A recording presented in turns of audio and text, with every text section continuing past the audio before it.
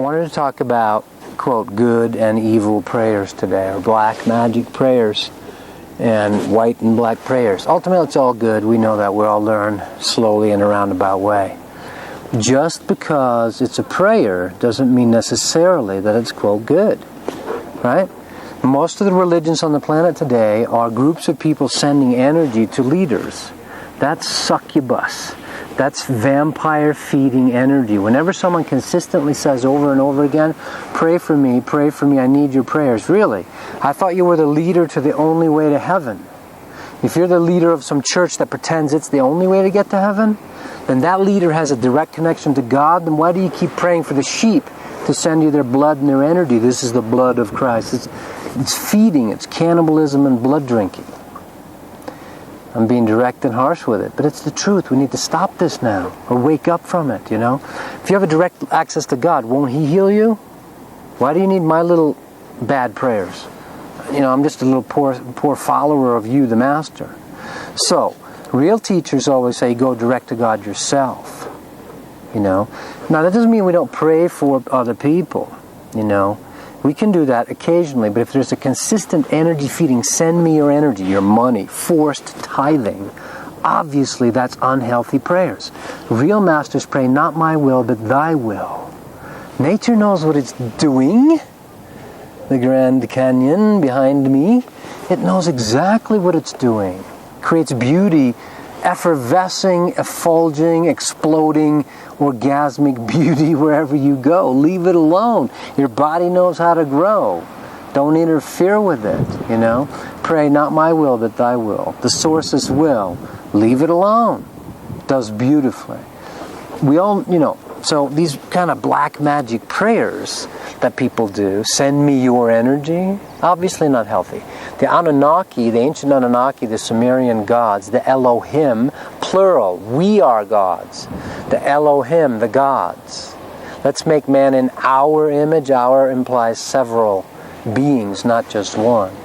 Those were beings who played now a big fish in a little pond. You come to Earth, you convince the local Homo sapiens that you are a god because you've got these light stick, bang stick technologies, sky ships and all that, can float rocks and build pyramids, etc., right?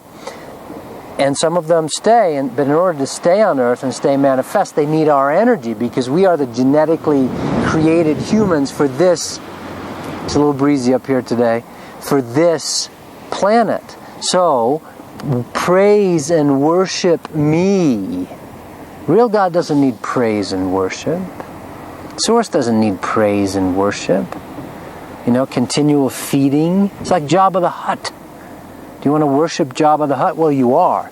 Most religions today that keep wanting praise and worship, God wants your love. He wants your relationship. When you have children, do you want them to come and praise and worship you in fear? Do you want them to lay down in front of you and feed you their energy and their money? No. You want your kids to grow into their own fulfillment. You wouldn't want your kids to give you their life force. You want their love. You want the best for them. You want connection. So careful of gods that want you to praise and worship and keep feeding you their energy. Why? Because they cannot get their own energy. I made a tape years ago called The Gods Are Afraid of Being Human, and this is about these fake gods.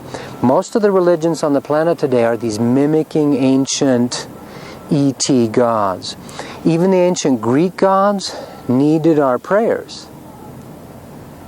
You know? They needed our prayers to keep feeding them, to help them stay manifest in the earth aura, in the earth Van Allen belts.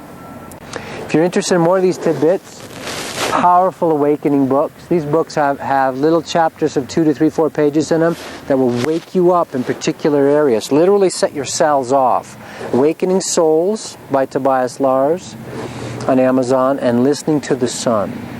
Also, very strong spirit told me here recently, this last year, the time is now for personal awakening, not just understanding. Standing under is not the full picture.